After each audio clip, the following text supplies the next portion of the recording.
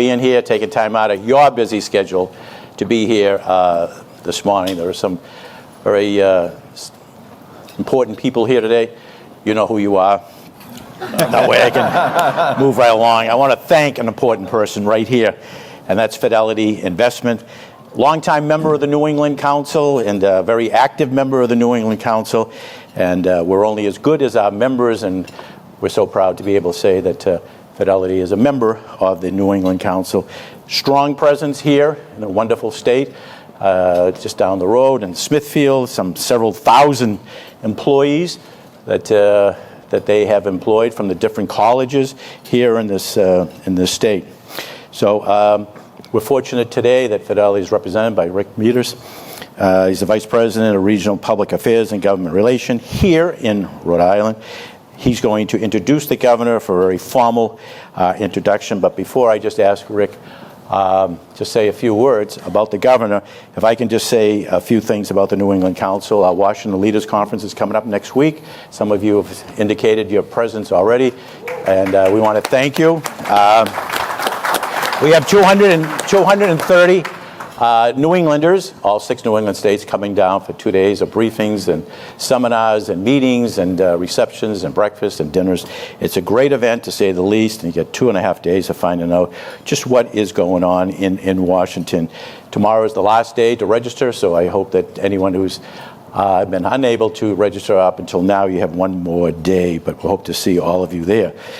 Later this month, we'll have a breakfast similar to this in Boston with Congressman Seth Moulton.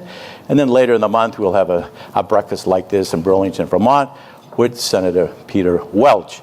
I think today's event is probably almost 30 in-person events that we've had all over New England and in Washington. And as you know, this year marks the 100th anniversary of the New England Council, right. Oldest regional business organization in the United States. So,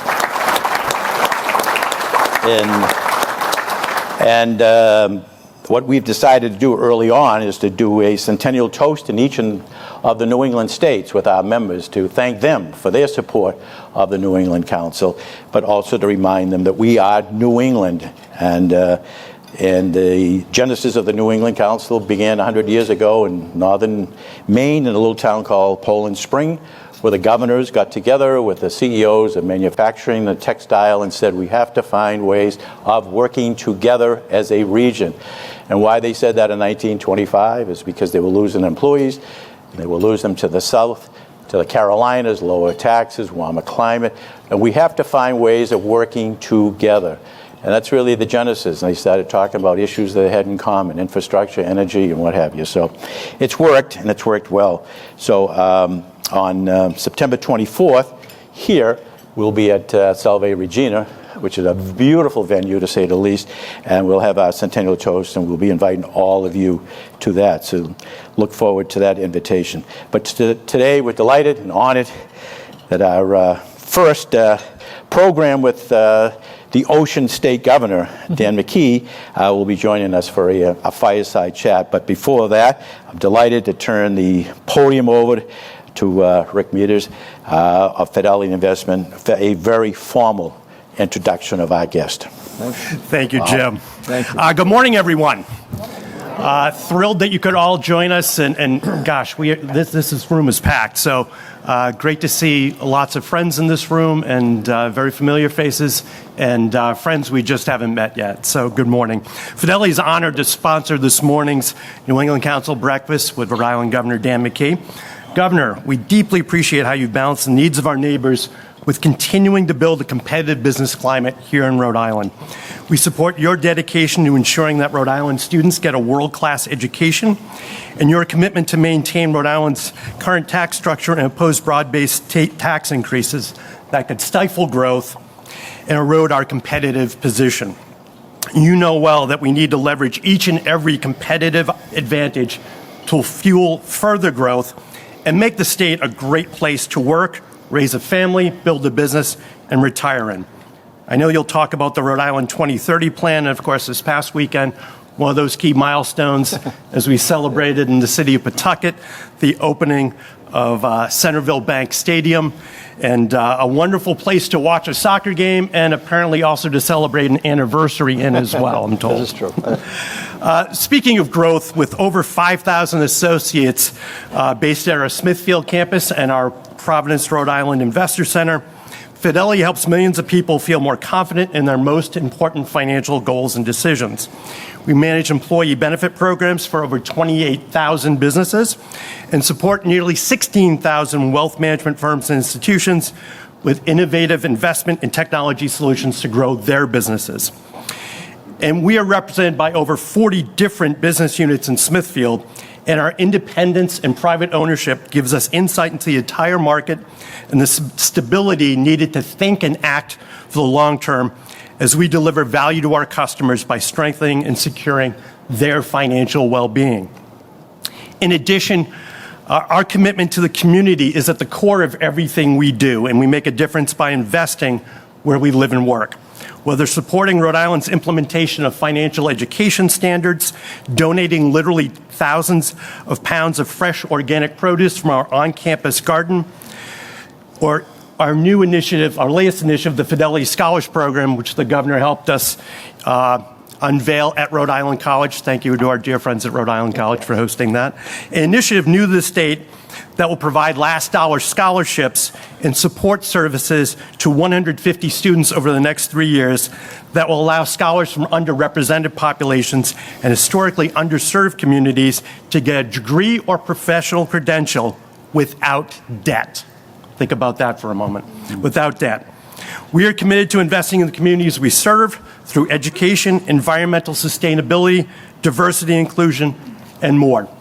And I know that the two people on the dais here share our commitment to community and have been personally inspired by two people who I see as humanitarians in all they do and public servants.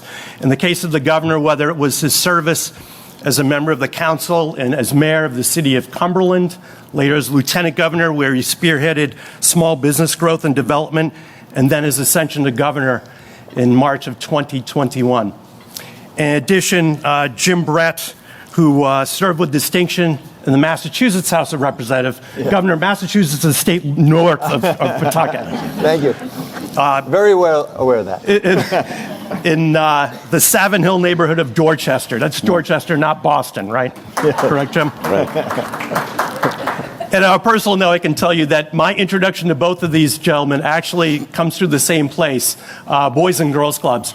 With the governor, his deep commitment to the Boys and Girls Clubs of Cumberland and Lincoln, now the Boys and Girls Clubs of Northern Rhode Island, and Jim Brett, who served with distinction for many years, the Colonel Dan Marr Boys and Girls Club, the Boys and Girls Clubs of Dorchester. And it's one of the few groups I can be with, the three of us, in which I can say I have a 35-year association with Boys and Girls Clubs, and they can look at me and go, child, please. You're just getting started. Yeah. So with that, let's get started with this conversation. And welcome, Governor, and welcome, Jim. Thank you. Well done. Well done. I don't know who spiked Rick's pelham this morning. My God, you're on fire. Yeah. You're on fire, Rick. Thank you very much. But more importantly, thank you to Fidelity. Great neighbor, to say the least, throughout New England and the country. And we're, again, grateful for their support. Governor, I had mentioned earlier about the New England Council, the genesis of working together as a region. Can you talk about the collaboration with the New England governors, now more than ever, how important it is, and some of the issues you and your colleagues are working on collectively? So, Jim, I really do believe that leadership should be working together. I did that as a mayor of the town of Cumberland. I brought in mayors and municipal leaders from all around the state of Rhode Island to address key issues as mayors involved in. And as lieutenant governor, I chaired the National Lieutenant Governors Association as well, and got to know many lieutenant governors who are now governors. How helpful is that? But when we regionalize and we meet at these meetings as New England governors, and we talk about things that impact our economy, the education issues. Right now, we're certainly centered on the energy issues, and Ned Lamont from Connecticut is kind of steering the ship for some things. We'll be up with Governor Healy shortly with meeting with the Canadian governors, and the conversations are just so important, just like meeting today. But when you have leadership that's willing to work together, and yes, we're in competition with one another, but it's healthy. But when we find those red threads that kind of tie us together, right now energy is certainly front and center for New England, knowing that our utility rates are causing us some competitive disadvantages, and so we're trying to figure out how we can work together as governors to address that. You mentioned that the governors have sent a letter to the 6 premiers of Canada to get together sometime in the summer in Boston to talk about ways of working together in light of the discussions in the administration in Washington, putting tariffs on items coming from Canada, which is a leading trading partner. One issue that I was always concerned about, and I see that it's becoming very, very prominent in different states in New England, is tourism. That the Canadian tourism coming into New England, they claim, is down significantly in all of the New England states. I was talking to somebody recently in Vermont, in northern Vermont. They rely heavily on the tourism coming from Canada, and they say very little is coming. So it's going to impact their budget and less revenue coming in and sales tax and what have you. So what are you seeing here in Rhode Island? Well, I see it's one of the many challenges that are coming from, I think, what I consider very dangerous and unpredictable policy that's coming out of the White House right now. And so we have to kind of manage all of it. The tourism is something where I came into office, I really felt as though that we needed destination marketing into our state. And we didn't have actually destination marketing budget to actually bring people through our airport. By the way, fastest growing airport in the country right here in Rhode Island. And Breeze Air and others are really helping make that happen. And so we did put destination marketing in, and we're very successful. The Commerce with Secretary Tanner and others bumped up our tourism close to 6%, destination marketing. And now it's being challenged because a lot of that, a good amount of that is coming from Canada. It's impacting all New England states in dramatic ways. And what we need to do is just make sure that Canada knows that the leadership in New England and leadership in Canada can still be working together, give them the comfort level that they need to know that we welcome that tourism in New England. We certainly welcome that in Rhode Island. So I think that is messaging, but that's the reason that we're meeting with the governors, Canadian governors. And I meet with the Consul General from Boston multiple times from Canada, just to kind of reinforce that these times are going to pass. We're good partners, and we want to continue that relationship. Rhode Island, like the rest of New England, is struggling with a shortage of the affordable housing. I know recently you released a plan that aims to permit some 15,000 new homes by 2030. Can you share more about the biggest road challenges to achieving that? Well, we're addressing the challenges, Jim, and I'm happy to say that we're making significant progress in this area.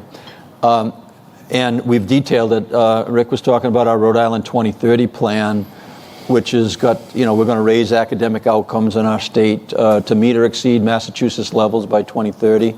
I've already closed that gap by 34% on our reading, 18% on our math since I've been governor. We're going to continue that progress. Raising incomes and personal wealth is also one of the 4 objectives of our 2030 plan. And personal wealth to me means home ownership. We really need to really plug in on home ownership. And so the bond that got passed, the largest housing bond in the history of the state, $120 million, has about $20 million for first-time home ownership.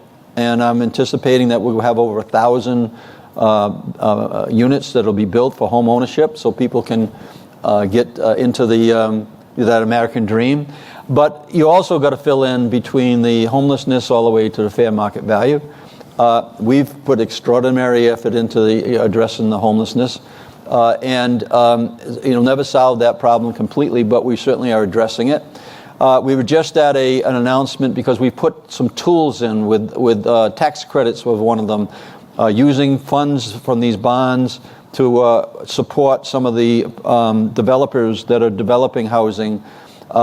We have thousands of units in the pipeline right now, literally thousands of units, which weren't there when I became governor. But obviously, it's been a big issue for the speaker. So it's good to have a partnership with the General Assembly. Put $250 million of the APRA dollars into housing, and got approval from the General Assembly on that request from them. So right now, you mentioned Pawtucket. We did have that opening day, which was a pretty powerful one for our economy and the city of Pawtucket. Well, we'll be building a bridge over the water there, and you'll have several hundred units that'll be actually developed, in addition to the 300 units that I'm aware of that we've been able to help through commerce, through our Rhode Island housing. So that's being addressed in a way that I think that we're going to find the sweet spot. And by that what I mean is we need more inventory, but we don't need to flood the market in a way that we end up with a problem like we had back in 2008, 2010, where our property values dropped by 20-30%. I don't think anybody in this room wants to see their home value drop by 20-30% overnight. So what we need to do is build and then find out when we get the occupancy, the vacancy rate up to a number that's a little higher than the 3% that it is right now, and keep on building until we kind of meet that sweet spot. And then continue to try to address the issue on affordability by putting in the programs we have so that people have the ability to kind of get into a home or an apartment, and so that they can start achieving their path, raising their families, making sure that we're educating their kids so that they have a path to a higher income. I think that it's a combination of a couple things on the housing, just like it is on any other need. Our goal of raising incomes in the state of Rhode Island with the Road to Prosperity is a real one. We have a gap in Rhode Island of about $20,000 to $25,000 between our per capita income in Massachusetts and Connecticut. That is a serious issue that limits us in many ways in the state. But if we can raise the incomes, we're going to reduce home insecurity, food insecurity, because of raising income. So I think it's a combination of meeting the need, and we are doing that right now. But it also is the long-term strategy is what are we going to do? How do we follow the Rhode Island 2030 plan to increase the incomes, increase the academic outcomes? Academic outcomes, by the way, in terms of income, Massachusetts has done very well on its public schools. And for us to meet a goal to meet or exceed that, really, we're going to push education all around the country. And when I was at the White House last year, talking about our Attendance Matters program, talking about our Math Matters program, Reading Matters, it's worth billions of dollars of income to the families that live in the state of Rhode Island just by making sure that we move up our academic outcomes in our schools that are very top of the list. So it's a combination of things, Jim, but I can tell you that Rhode Island has got support from our General Assembly, certainly from my office, and we did just put that report together, the Housing 2030 report, which is part of the Rhode Island 2030 plan. And now we're looking for a governance change to really empower that office, that housing office, in a way where everything, all the funding and everything flows from there down. Because you do need somebody, if you're going to hold me accountable as a governor, I need to make sure we have the authority to manage that. So it's a combination of things, but we're making significant progress in that area. And one of the items that I read that you're appropriating some $27 million, I think, for the low-income housing tax credit, which is significant to say the least. What impact do you think that will have? Well, we just announced there was like almost 600 units that took advantage of that plan. that are in process of being built right now or they're on the drawing board. So we know that those programs, Jim, thank you for pointing that out, those programs do stimulate activity. And we need to make sure that we're in the process of having housing production against all those areas. And we look forward to keep people working. That's the other piece of the pie for us. Keep people working at good paying jobs, building things that are going to pay for decades to come.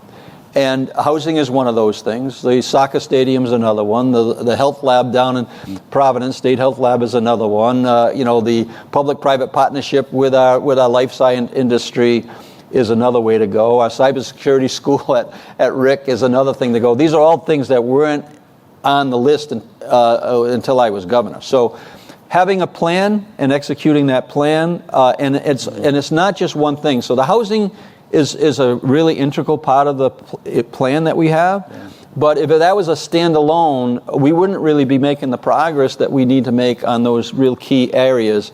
And the infrastructure that we're building out right now is putting people to work, whether it's bridges or whether it's roads, whether it has to do with university investment, private investment, Quonset, Galilee with the fisheries. That's a really key important piece in a housing plan, is to put people to work at good paying jobs, and so that they have the money to buy the pizza at the local pizza shop, right? If you just did one standalone strategy, I think that you would be missing the opportunity that we see in this Rhode Island 2030 plan. The Rhode Island is home to the first offshore wind farm in the United States, a fact that I'm sure everyone in this room is so proud of and should be. While the offshore wind industry enjoyed very strong support from the previous administration, this administration is not as supportive of... Really? That's in between the lines. That's what I'm reading. I don't know. Are you concerned about the importance of this industry to the state and the administration's reaction to this project? Yes, I am. We're fortunate to be ahead of the curve on the Revolution Wind project, and we're putting people to work at Provport, building the structures that are being brought out to support the offshore wind and the Revolution Wind. We'll complete that, and by the end of 26, I believe, and we'll provide electric power to about 250,000 homes with that project. So and the rate there is one that historically in Rhode Island is manageable. I think it's just slightly under 10 cents a kilowatt. So, but then what happens after that, right, Jim? Right. And I know that here's a good example of what it means to the economy, because it's not only, look, we have an Act on Climate. We're going to try to meet these goals on 20, 30, 40, and 50. We'll determine shortly what's coming out of Washington that might disrupt that schedule. We'll have a report later this year on that. But here's a good example of how it impacts our economy. So I'm with the electricians' leadership. Not Joe Walsh that's sitting here, who's the former mayor of Warwick and a tremendous leader in the state. But Joe was telling me, Joe Walsh, who's involved in the electricians, we put thousands of people to work building that soccer stadium. I didn't like the financing, but the choice was put thousands of people to work and have something long-term there, or just not do it. And really not doing it is not really an option for us here in Rhode Island. We need to go and do things. So, but he's telling me that project ended, Jim. Mm-hmm. And then he's got 20 to 30 electricians that were working there that normally the plan would have been to roll them in to our offshore wind projects. So right now you've got 20 to 30 people that are looking for a job. I mean, we'll find one there because there's a lot of things going on. But to your point is that, yes, a short term, we keep on moving. A long term, that's a mystery. The Cambridge Innovation Center, which is downtown Providence, probably houses, Stefan's in the room, so probably houses more offshore wind companies clustered in one space than anywhere in the country. And so we're meeting with them on a regular basis, and they're holding their breath, and that could impact our economy. So every single piece is important. I think that one of the things that happens is that we're I have been very proactive with a plan and doing the things I just discussed in a way that we've never been, in my opinion, as proactive as we needed to be. And so we don't have all our eggs in one basket, whether it's the life science, the cybersecurity, the issues that we're working with in the private industry down in Quonset and those type of things. But being proactive is something that I think has been helpful to us rather than being reactive. Normally, we get an economic problem in Rhode Island. We're the state that's the first in and last out of economic downturns. We're no longer there if we can sustain ourselves for the next several years. But that's kind of brought us that decision on 38 studios. I mean, it was an honest attempt to try to figure out something in our state, but it ended up being a real serious problem for us because we didn't have multiple options. So on the offshore wind, yes, I am very concerned. Are we going to slow down our planning on that? No. We're going to continue to be planning as if there's going to be a growth in that area because Rhode Island is the ocean state and we are limited on our real estate, right? But we have a big backyard called the Atlantic Ocean and we're going to use it. It's not the Gulf of Mexico. No, I think we're going to call it the Atlantic Ocean. But we're going to keep on calling our state the ocean state, though, Jim. Right. Okay. Businesses across New England being impacted by the president's tariffs. What are you hearing from your business leaders here in the state? Not enough, quite frankly. I don't think that we really understand completely. I mean, we live in our world, but I don't think that we're aggressive enough to understand the impact of the danger that's coming our way. Not just on the economy with the tariffs. What are we doing in terms of due process? What are we doing in terms of, running the country on executive orders? Getting in a spot where we're dumbing down education by taking money away from our colleges, taking the money away from our K through 12. Don't think that that's not going to impact the businesses. And so I think that what my advice has been in meetings like this is, just be aware of what's going on. That's my ask. And have your eyes wide open to what's happening right now in this country. There is this. When I use the word dangerous, this is dangerous. And we need to be, making sure that we understand how it impacts us short term. Of course, the tariffs are impacting decisions that are going on in our business community right now in a more broad sense, New England and beyond. But the policies that are coming our way, whether it's cutting AmeriCorps, whether it's cutting issues in terms of early childhood learning, whether it's impacting issues that somehow there's this comfort level that says that's okay because it's not impacting me directly, but I do believe that it will impact everybody at some point in time unless we kind of put up enough resistance to change the course of what's happening right now, Jim. Has the state experienced any cutbacks from Washington on either grants? Where do you want me to start?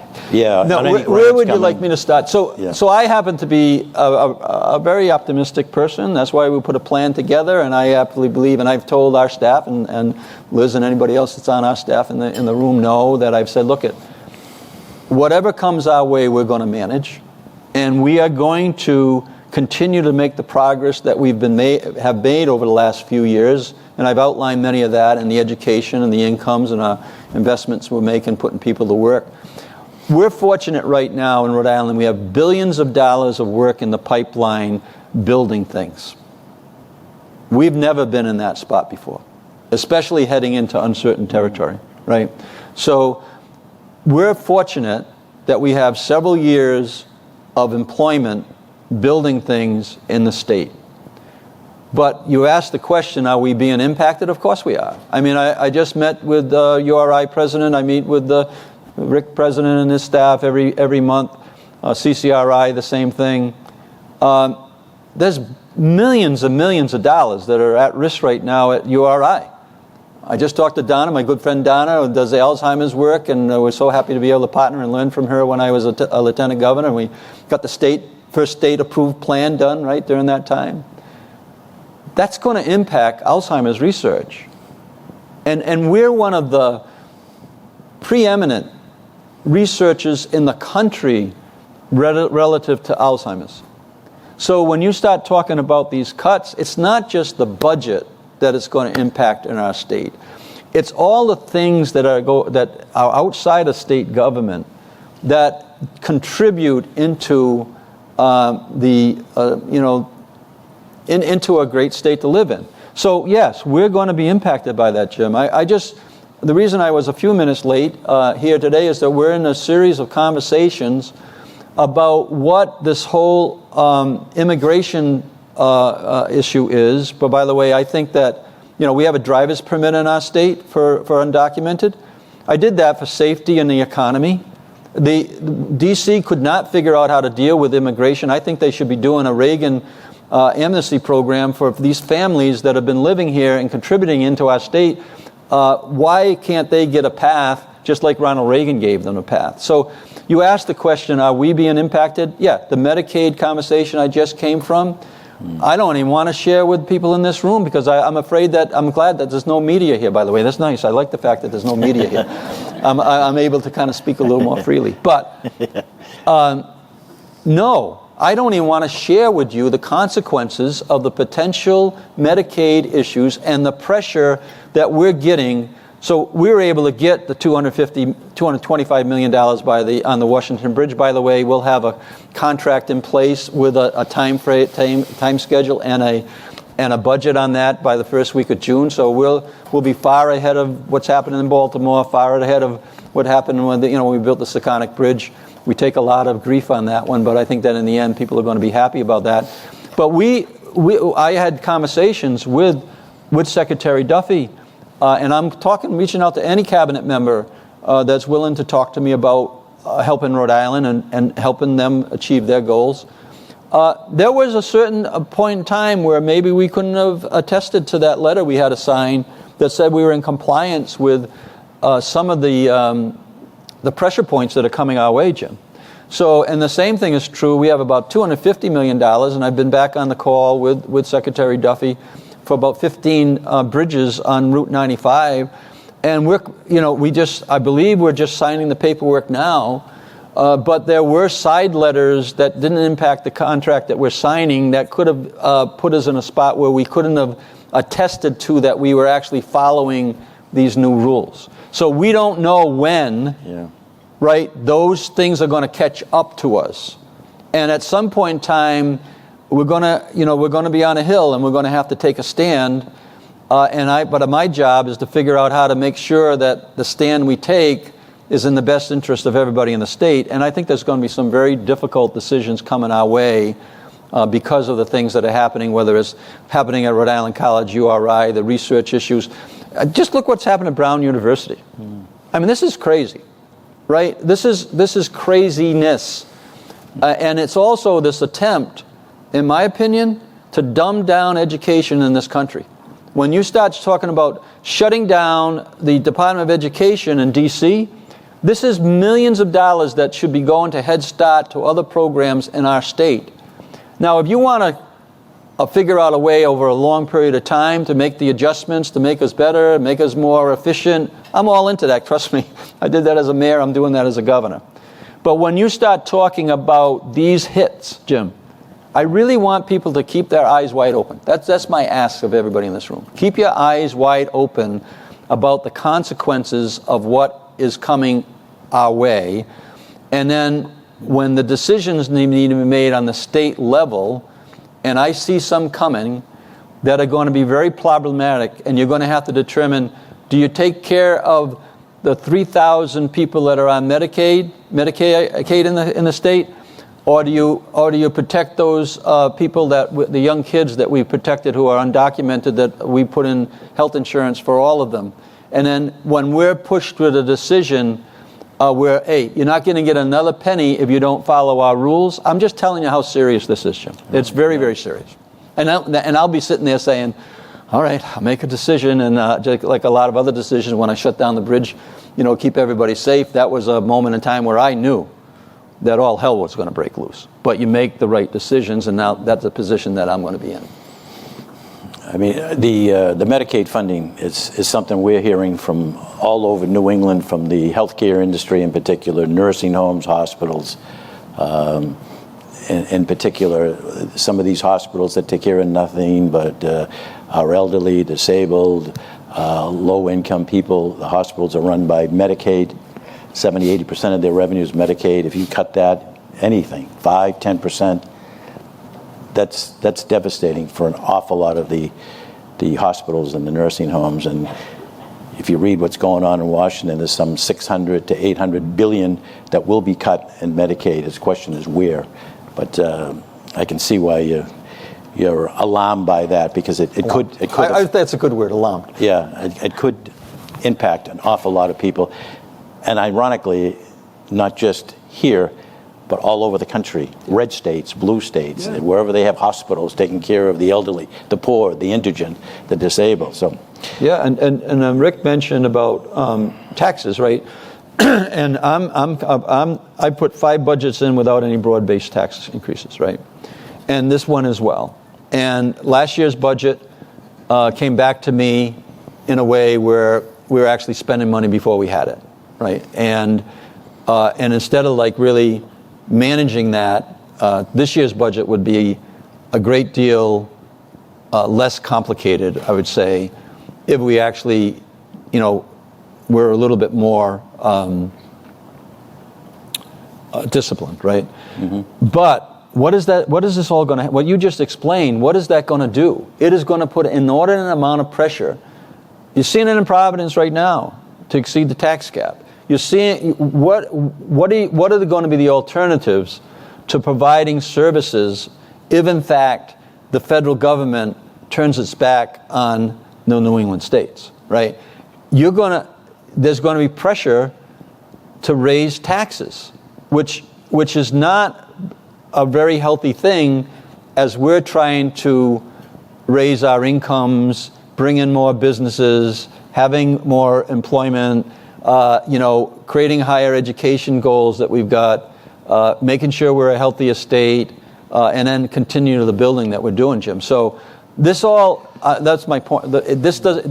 No one's sitting in a vacuum here. No one's sitting in just their seat, and that somehow all these things are surrounding us are not going to impact decisions that New England governors, and me included, will have to be making. I don't think that we should be raising taxes until we catch up on a lot of the economic things that are, that we've struggled on in the state. But at the same point in time, you may have a decision in front of you that just says, all right, give me the other options. And there may not be any if we continue this course that is happening in terms of these drastic cuts just just unpredictable cuts, like, I'm going to take out AmeriCorps now, or I'm going to take out this one, or I'm going to cause a problem for all the higher education. How can you dismiss higher education as being not a path towards a better economy? And that's exactly what's happening right now. Does Rhode Island have a rainy day account? Yes. And how large is it? And so when I came into office, we were using that rainy day account, because we were about maybe 40% through the COVID, right? So we were using multiple things, unemployment accounts, rainy day accounts. We've restored the rainy day account back to where we were pre-COVID. I think we're a little bit ahead of that. But it's not the billions of dollars that other states have. Right. We're in the 100, I think it's like, I don't even know whether we're at 200 million yet. But so the rainy day fund is back to where it was. Our unemployment accounts are back to a place where we've put serious amount of dollars into the unemployment account to catch up on that, so that we were not increasing the unemployment insurance and of course and the workman's comp. I'm a small business guy, so I've been in business for a long time, and I've gone through the banking crisis, Jim. I've gone through the 9/11 and the internet bubble, the real estate crisis that we had back when. I'm always very aware of policy that can help the economy and policy that might stall us. Mm-hmm. Well, one issue that's a challenge is workforce, and it's not just here in this state, all over the country, but more importantly here for practical purposes, New England. Staffing issues are a major concern on healthcare, in the healthcare field in particular, and our members are always looking and seeking ways to address and support workforce initiatives. You have earlier this year announced a program, professional loan repayment program. Can you talk about the scope of the program, but more importantly, what you hope to achieve with this new initiative? Well, that's a new initiative on top of a lot of things that we've already done, Jim, right? So we have a Reconnect program that came through with Shannon Gilkey. I know that people that work with me in the audience are saying, hey, why didn't you mention this? Why didn't you mention that? Why didn't you mention that? So, but, and Mark's leaving too. Thank you for your work on 195. Appreciate it very much. I'm so sorry, everyone. Okay, see ya. So we got this Reconnect program where we put up funds in the budget approved where people, young and old, can complete a certificate degree, complete a 2-year degree, complete a 4-year degree. And we're putting, we put several thousands people through that already, Jim, right? So they now, and a good amount of them are actually entering into the healthcare area. And they're entering in by upgrading their skill sets, so they're upgrading their income, which is really, really important to us. The specific one you're talking about right now is the one recently that was prompted by Anchor closing 25,000 patients without docs at the end of June potentially, and a situation where the draw on the professionals may get siphoned off. So we put in, which is already working. We're already getting results from what we said. We put about $5 million out so that if current practices are absorbing new doctors, that they're going to get some startup funding for that. So I think they can get up to close to $300,000 at a cap on the $5 million. And then what we're doing as well is, look, we got caught blindsided by Anchor. Thunder Mist gave us notice. We were able to really address Thunder Mist issues, and now that they're still in business, which does tens of thousands of health care to people all around the state. But we want to have some level of reporting that on a quarterly basis, so we see unaudited statements from these providers that potentially could have problems if the industry turns potentially in a negative way. So we're asking the General Assembly to put that in there. We also did a review of other healthcare and providers through our office of the OHIC office. I don't even know what that acronym stands for. Office of Health Insurance Commission. Yeah, thank you, Liz. So we already put that in, and we increased by about the pay of the individuals in that area by over $60 million with that rate review, Jim, that was done during the time that I've been governor and implemented during the time I've been governor. We're asking the General Assembly to approve a rate study this year to determine on the primary care docs, which I think there is an unlevel playing field there, but we just got to prove out what it is. Mm-hmm. And then I'm committed to either phase that in, depending on what we hear, or be aggressively putting that in, because we have to make sure that we stay competitive. Right now, Rhode Island and New England are ranked as some of the very best health providers in the country. And we run the gamut between 3 and 7 on any of the national studies that Rhode Island is in the top echelon in this country in terms of healthcare. But anything that could kind of impede that, we got our eyes on that. Right now, the primary care docs, in terms of their reimbursement rates, is high on our list. But we also got to make sure that we get all the information on the table before we make a decision. In a lot of ways, the lobbyists do a great job, Joe, for your clients, but they're working for their clients. And then I got to figure out, okay, where's the solid ground between what the advocates are advocating for and where we actually need to be. So you need that rate analysis to actually understand where you need to kind of end up and then what you need to do. But the primary care docs right now, the reimbursement rates are high on the list. And then back to the more general side of that question in terms of what are we doing to address the workers and the shortages in different areas.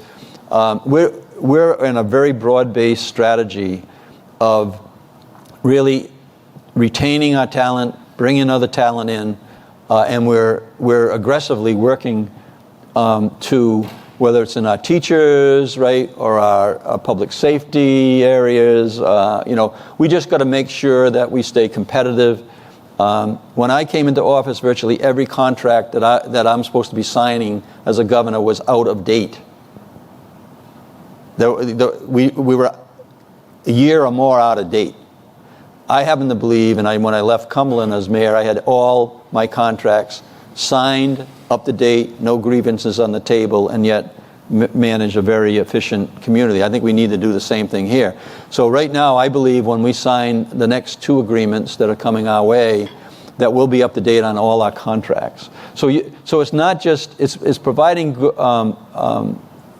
pay scales that are competitive in the public sector, but on the private sector, we need to keep on working with people like Carl and others that are actually raising incomes across the board. And the only way you're going to do that is exactly what you just said. We need to have a priority of retaining, attracting highest levels of skill into the state, and then making sure that we're paying them in a competitive way, especially, and I look at regional as being the competitive way.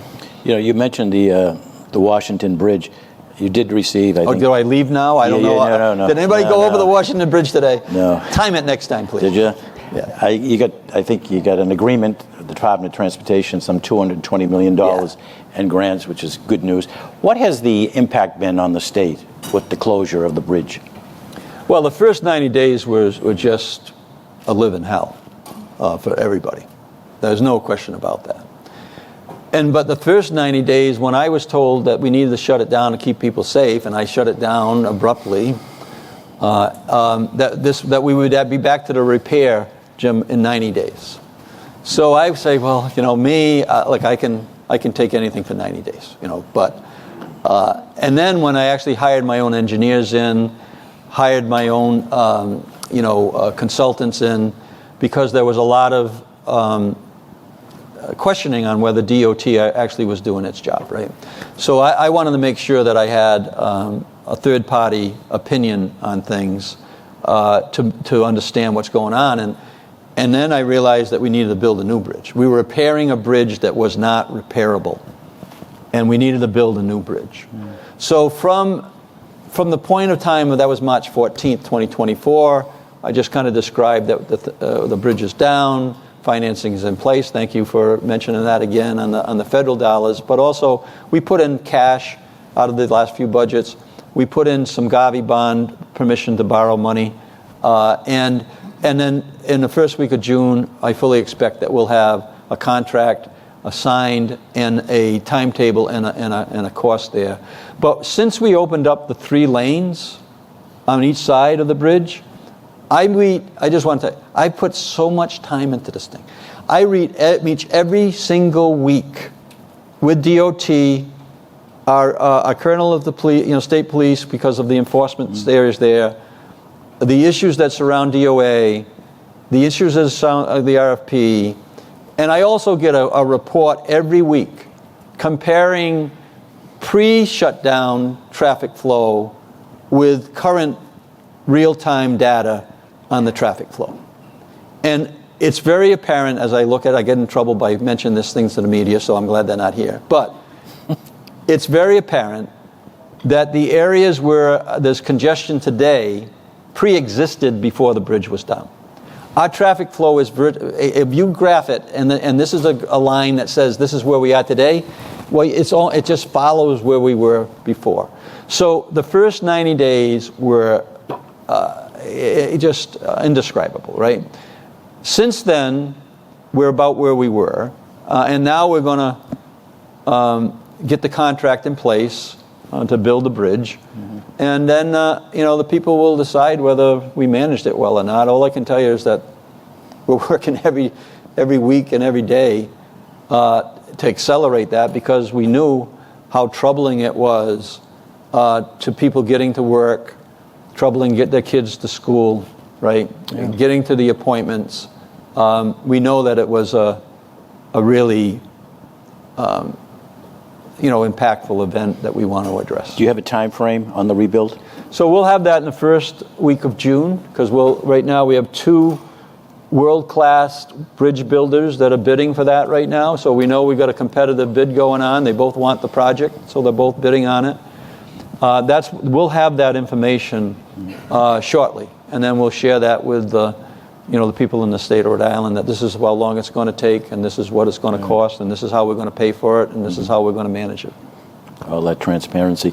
Just one final question. Is there any update on Hasbro? Hasbro. All I can tell you is that when Hasbro came to us and said they were thinking about a move, they said they want to make a decision in 2024. And I brought in the Speaker and the Senate leadership in and encouraged the Hasbro leadership to make that decision while the General Assembly is in session, because we're going to need potentially concessions. But I can just tell you that the proposal we provided to Hasbro is going to be difficult for them to walk away. So if they're doing it based on good economics, they're staying. If they're doing it because they think that the grass is a little greener somewhere else, we've done everything we can to keep them here. And that's why I sent a letter to them a few weeks back just saying, look, our offer that's on the table is good, but it's not good forever. And Liz and Jim know that, Jim Bennett back there. We have another one that our resources are on the table, Jim, right? So those resources, and I've mentioned it multiple times, we got to put people to work with those resources, right? And so we can't have just open-ended forever offers on the table when we need to put those tens of millions of dollars to work on projects that actually help the state of Rhode Island. So I'm hopeful, but they've delayed, and they've claimed that the tariffs has caused one of the things that are in delay. I think that's probably accurate. But I'm confident that we've given them a proposal that it should be difficult to walk away from, so the ball's in their court. Well, with that, I hope you enjoyed the conversation. I know he's available for some photos. The governor, I want to thank you. Yeah, thanks, Jim. This is great. Good. Yeah, great. So, anyone like a photo with the governor? No. Please come down the front here. Let's get the governor, Yep. you and Rick. Okay. Rick. Thank you.